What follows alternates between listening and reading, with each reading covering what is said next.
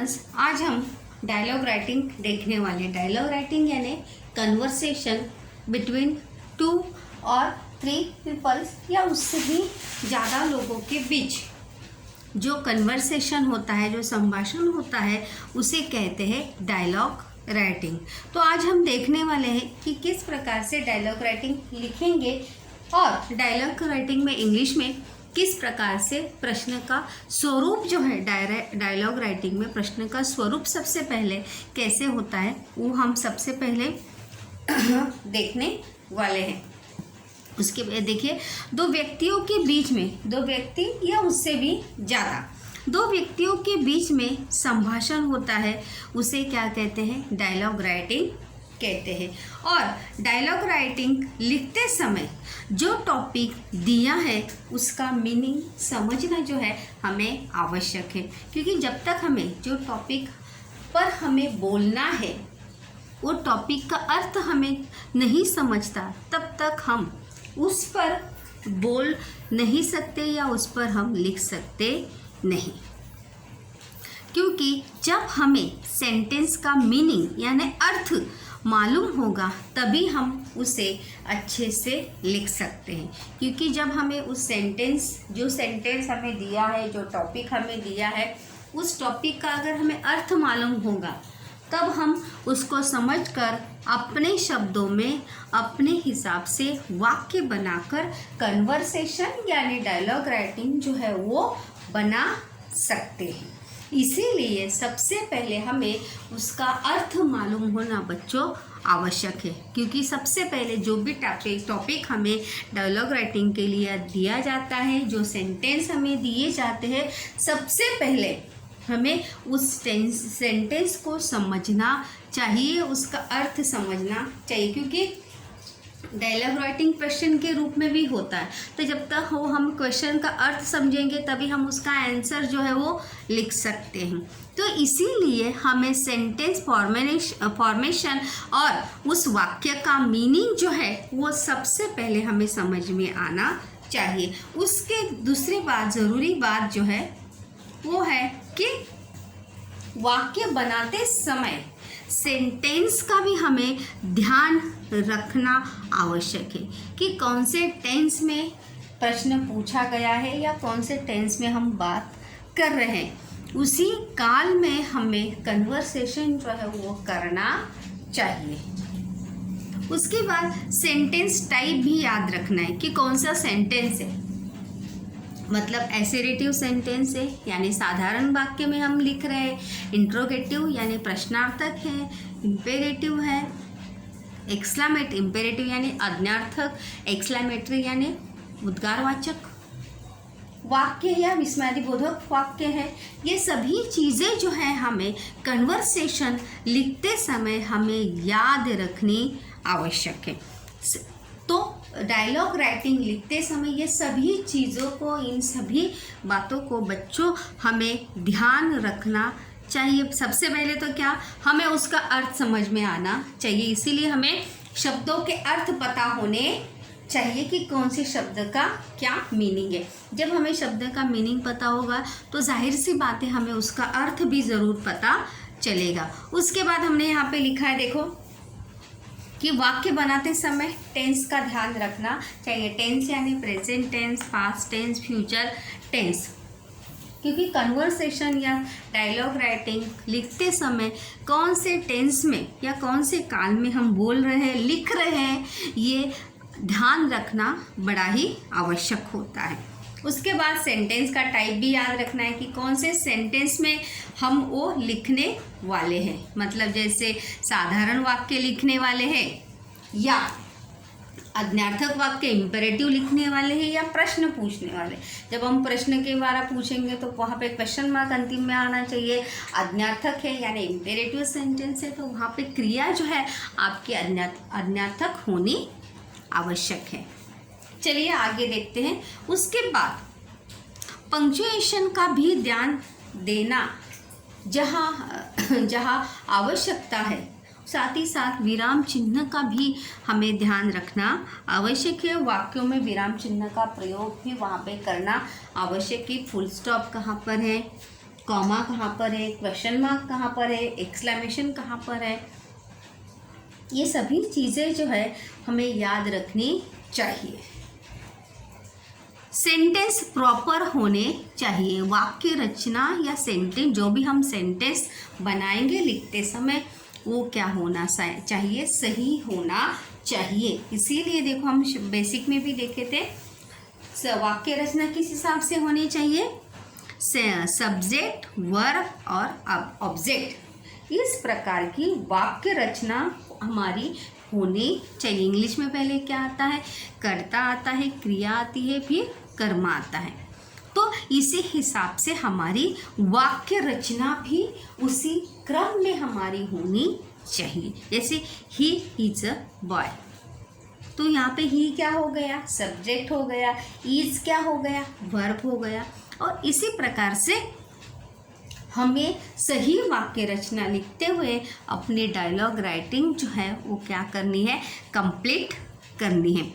ये तो हो गया डायलॉग राइटिंग लिखते समय हमें कौन कौन सी बातों का ध्यान रखना आवश्यक होता है या कौन सी बातें ध्यान रखनी चाहिए। ये सभी चीज़ें जो है बच्चों ध्यान में रखिए। पहले सबसे पहले सेंटेंस फॉर्मेशन, टेंस, पंक्चुएशन और सेंटेंस का सही प्रयोग जो है वाक्य का सही तरीके से होना चाहिए। इसके बाद जैसे कि मैंने कहा कि डायलॉग राइटिंग में 3 प्रकार के कन्वर्सेशन होते हैं। जब हमें प्रश्न आता है एग्ज़ाम में तो उसमें 3 प्रकार का टाइप्स वहाँ पे डायलॉग राइटिंग में दिया जाता है। Means 3 parts in dialogue writing, A, B और सी। कितने प्रकार होते हैं, ए, बी और सी प्रकार टाइप में वहाँ पे अलग अलग प्रकार का कन्वर्सेशन यानी डायलॉग राइटिंग जो है हमें करने के लिए वहाँ पर बच्चों दिया जाता है। तो सबसे पहले हम ये देखेंगे, ये टाइप में हमें क्या दिया जाता है। ये देखो क्या दिया जाता है, prepare a dialogue from the jumble sentence.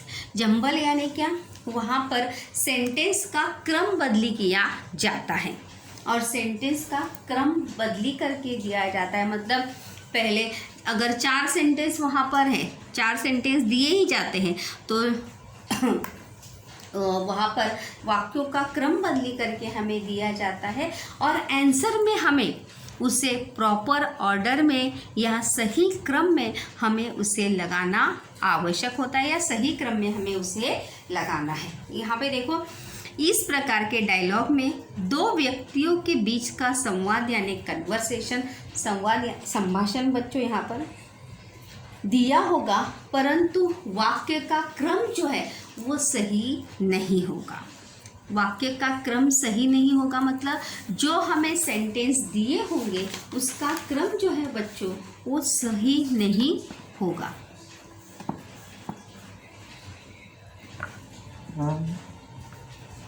वाक्य का क्रम जो है वो सही नहीं होता है, उसे हमें प्रॉपर ऑर्डर में लिखकर डायलॉग तैयार करना होता है। उसे सही क्रम में हमें लिखकर मतलब जो हमें क्वेश्चन दिया जाता है वो सही क्रम में होता नहीं, मतलब उल्टा पूछा गया। जैसे पहले पूछेंगे आई एम फाइन,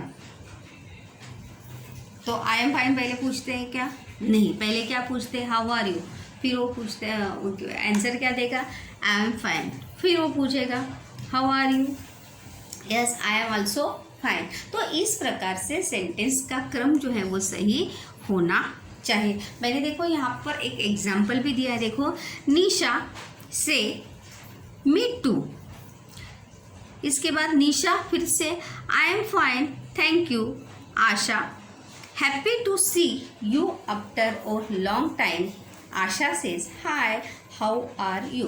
तो इस प्रकार से क्वेश्चन हमें दिया होगा, इसे अभी हमें सही क्रम में जब हम बातचीत करेंगे तो बातचीत करते समय हम इसे सही क्रम में किस प्रकार से लगाएंगे या इसका सही क्रम प्रॉपर ऑर्डर जो है इसका कैसे होगा। देखिए इसका आंसर मैंने यहाँ पर लिखा है, आशा से हाय हाउ आर यू। तो निशा क्या कहेगी, जैसे आप दोनों दोस्त बात करते हैं तो सबसे पहले अपने दोस्त को क्या कहते हैं, हाय हाउ आर यू। फिर आपका दोस्त उसको आपको उत्तर क्या देगा, I am fine thank you. फिर आशा ने क्या कहा है, happy to see you after a long time, मतलब बहुत दिनों के बाद तुम्हें मिलकर देखकर तुमसे मिलकर बहुत ही अच्छा लगा। फिर निशा कहती है मी टू मतलब मुझे भी। तो इस प्रकार से आपको समझ में आया बच्चों कि इसी प्रकार से हमें जो है एक पार्ट में jumble prepare a dialogue for a jumble sentence. तो इस ए पार्ट में हमें जो जंबल सेंटेंस दिए होंगे उस जंबल सेंटेंस को सही क्रम में हमें लगाना है। आया समझ में आपको? यहाँ पर अगर देखेंगे तो सही क्रम में कैसे लगाए, देखो यहाँ पे अंतिम वाला यहाँ पर आया है, पहले आया है, सेकेंड वाला यहाँ पर सेकेंड ही है, थर्ड वाला यहाँ पर थर्ड पर ही है, और फर्स्ट वाला यहाँ पर क्या गया है, लास्ट पर गया है। तो इस प्रकार से जो वाक्य का सही क्रम होगा वो ए पार्ट में बहुत ही सिंपल है। अगर आप जैसे बातचीत करते समय, हम बातचीत या कन्वर्सेशन या डायलॉग राइटिंग करते समय किस प्रकार से उसकी शुरुआत करेंगे, आपको थोड़ा सा अनुमान होगा, तो ज़रूर आप इसको प्रिपेयर बड़े ही आसानी से कर सकते। तो ए पार्ट में रिमाइंड इट नाउ बच्चों कि ए पार्ट में जो हमें दिया जाता है उसमें जंबल सेंटेंस से हमें सही कन्वर्सेशन या उस वाक्य को, जो 4 वाक्य दिए गए हैं उन 4 वाक्यों को, ये 4 कन्वर्सेशन के सेंटेंस को हमें सही यानी प्रॉपर ऑर्डर में लगाना होता है। आया समझ में? ये याद रखिए, देखिए 8, 9, 10 में भी इसी प्रकार से हमें ये इंग्लिश में आता है। तो आपको और इसी टाइप का प्रश्न भी 9th और 10th में होता है। तो आपको आसानी होगी अगर आप सिंपल वे से इसको अगर प्रिपेयर करेंगे बातचीत करते हुए, तो आपको बड़ी ही आसानी से, जिस आप देखो दोस्तों के साथ जिस प्रकार से बात करते, जिस क्रम में बात करते हैं उसी क्रम में इसे हमें लिखना होता है। इसीलिए तो सेंटर क्वेश्चन का नाम क्या होता है, प्रिपेयर डायलॉग फॉर, मतलब फ्रॉम जंबल सेंटेंस। जंबल मतलब आड़े तिड़े जो सेंटेंस दिए हैं उन सेंटेंस को, जैसे देखो प्रॉपर ऑर्डर का भी एक रहता है, तो उस प्रॉपर ऑर्डर के हिसाब से हमें उन वाक्यों का क्रम जो है वो सही तरीके से लगाना आवश्यक है। आई होप आपको ये समझा होगा। उसके बाद बच्चों प्रिपेयर बी में आपको किस प्रकार से दिया जाता है, बी पार्ट में 5 नंबर के लिए कन्वर्सेशन होता है। बी में देखिए, कंप्लीट द फॉलोइंग डायलॉग। जो डायलॉग दिया जाता है, मतलब वहाँ पे 2 क्वेश्चन दिए जाते हैं। क्या दिए जाते हैं? 2 क्वेश्चन दिए जाते हैं और 2 क्वेश्चन के आंसर आप खुद को लिखने हैं। देखो यहाँ पे मैंने एग्जाम्पल भी, इसीलिए सबके एग्जाम्पल मैंने यहाँ पर दिए, सो भी आप यहाँ पर ध्यान दीजिए। इस प्रकार में किसी भी टॉपिक पर क्वेश्चन दिए होंगे, इस प्रकार में मतलब बी में कंप्लीट द फॉलोइंग डायलॉग ऐसे दिया जाएगा। उसमें पहला क्वेश्चन होगा, फिर डैश डैश होगा, दूसरा क्वेश्चन होगा, फिर तीसरे चौथे में क्या होगा, डैश डैश होगा, और वो जहाँ पर डैश दिया होगा उस क्वेश्चन का आंसर क्या लिखना है, आपको लिखना है। वो किसी भी टॉपिक से रिलेटेड हो सकते हैं। याद रखिए, जो टॉपिक ए पार्ट में रहता है वही बी पार्ट में भी रहता है, और वही टॉपिक सी पार्ट में भी रहता है। Understand now? इस प्रकार में किसी भी टॉपिक पर क्वेश्चन दिए होंगे और उन प्रश्नों के उत्तर देकर हमें डायलॉग क्या करना होता है, कंप्लीट यानी पूरा करना होता है। यहाँ पर मैंने फिर से निशा और आशा का ही कन्वर्सेशन लिया है। जैसे देखो, Nisha asked the question to Asha, who is your best friend. तो यहाँ पे आशा का जो आंसर का लाइन है वो क्या होगा, ब्लैंक होगा। वो आप किसे कंप्लीट करना है, आपको कंप्लीट करना है। इट इज़ योर आंसर, वो आपको लिखना है। Who is your best friend? Asha says Rita is my best friend. ये हो गया उसका आंसर। इसी प्रकार से बच्चों आपको भी लिखना है। निशा से why do you like Rita? Rita तुम्हें क्यों अच्छी लगती है, या रीता में ऐसा क्या खास है? तो आशा इसका जवाब क्या देगी? She is my best friend because she is very clever and honest. क्योंकि वो मेरी बेस्ट फ्रेंड है और वो क्या है, बहुत ज़्यादा होशियार, बहुत ज़्यादा पढ़ाई में क्या है, अच्छी है। क्लेवर यानी क्या, तेज, पढ़ाई में तेज होना। और ऑनेस्ट यानी क्या, विनम्र, ये ईमानदार। तो इसी प्रकार से हमें आपको जो प्रश्न पूछे गए होंगे उसमें उन प्रश्नों के उत्तर देकर आपको कंप्लीट डायलॉग जो है वहाँ पर करना है। ऐसे ही क्वेश्चंस, मतलब इसी प्रकार से टॉपिक से रिलेटेड ही क्वेश्चन वहाँ पर होंगे और उन्हीं टॉपिक से रिलेटेड आंसर, क्वेश्चन के आंसर बच्चों आपको लिखने हैं। आया समझ में? फिर से I explain it now again. B part में देखो क्या पूछते हैं, कंप्लीट द फॉलोइंग डायलॉग। किसी टॉपिक से रिलेटेड आपको डायलॉग दिया जाएगा और उस डायलॉग को आपको क्या करना है, कंप्लीट करना है। किसके माध्यम से? क्वेश्चन के माध्यम से। वहाँ पे क्वेश्चन दिए जाएंगे, 2 क्वेश्चन दिए जाएंगे और उन 2 क्वेश्चन के आंसर जो है आपको क्वेश्चन आंसर इस रूप में आपको वहाँ पर वो कंप्लीटेशन डायलॉग राइटिंग का करना है। Understand now? जिस प्रकार से मैंने यहाँ पर किया है, जैसे ये मेरा निशा का ये सवाल था, who is your best friend? Asha इसका जवाब क्या देगी? Rita is my best friend. फिर से निशा ने सवाल पूछा है आशा से, why do you like Rita? Rita तुम्हें, या रीता में ऐसा क्या अच्छा है, क्यों तुम्हारी वो बेस्ट फ्रेंड है? तो आशा ने क्या जवाब दिया वहाँ पे? She is my best friend because she is very clever and honest. वो बहुत ही पढ़ाई में, या क्लेवर यानी पढ़ाई में अच्छी है और साथ ही साथ ईमानदारी से अपना सब काम वो करती है। उसके बाद सी पार्ट में आपको जो है ये सबसे ज़्यादा ज़रूरी है और आपको समझना जो है ज़्यादा आवश्यक है। इसमें ज़्यादा समझने के लिए writing a dialogue on given topic और थीम। जो भी टॉपिक या थीम आपको दिया गया होगा तो उस टॉपिक के ऊपर आपको खुद डायलॉग वहाँ पर प्रिपेयर करना है। फर्स्ट में क्या था? Prepare dialogue from jumble sentence. B में क्या था? Complete the dialogue from the questions. वहाँ लेकिन इसमें आपको जो टॉपिक दिया गया है उस टॉपिक पर आपको खुद अपना डायलॉग राइटिंग जो है वो क्या करना है, कंप्लीट करना है। Understand now? Let's see what is it. देखिए, इस प्रकार में जो थीम या टॉपिक दिया गया है उस पर 3 मीनिंगफुल सेंटेंस लिखने होते हैं। Exchanges not only 3 sentence. 3 sentences नहीं, मतलब वहाँ पे कितने सेंटेंस हो जाएंगे? 6 सेंटेंस हो जाएंगे। मतलब 3 क्वेश्चंस एंड 3 आंसर।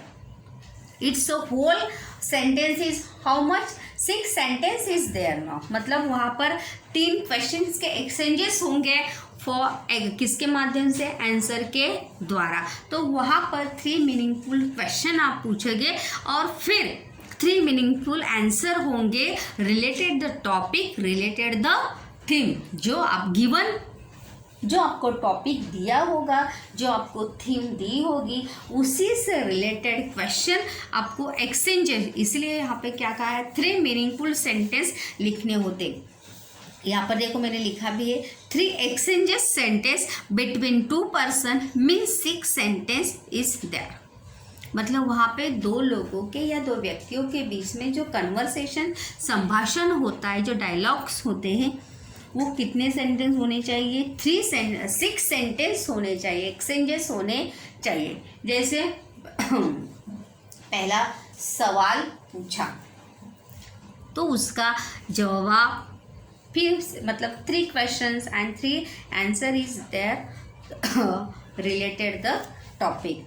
देखो यहाँ पर मैंने कुछ एग्जाम्पल भी दिए हैं। जैसे स्कूल एक टॉपिक होगा, स्कूल के ऊपर क्वेश्चंस हो गए। Where is your school situated, आपका स्कूल कहाँ पर है, आप आंसर क्या देंगे? My school is situated in sign. How long for is there, मतलब तुम्हारा स्कूल कितनी दूरी पर है तुम्हारे घर से? 2 किलोमीटर। इस प्रकार से क्वेश्चनिंग होंगे और आपको उसके आंसर लिखने हैं। जैसे बेस्ट फ्रेंड, आपके फ्रेंड, सच्चा मित्र। वॉचिंग टीवी से रिलेटेड होंगे। Tree is our best friend, पेड़ हमारे मित्र है। Why are you save the tree, उसका आंसर आपको वो लिखना है। फिर how do you use it, मतलब इस प्रकार से क्वेश्चंस वहाँ पे होंगे। Hobbies, which was your best, why do you like, मतलब इस प्रकार से क्वेश्चंस होंगे। हॉबीज़, उसके बाद फ़ोन कन्वर्सेशन भी होता है। उसके बाद वाइल्ड एनिमल, जब पशु, जंगली पशु से रिलेटेड वहाँ पे क्वेश्चन होंगे। Who was the water misuse, पानी का दुरुपयोग।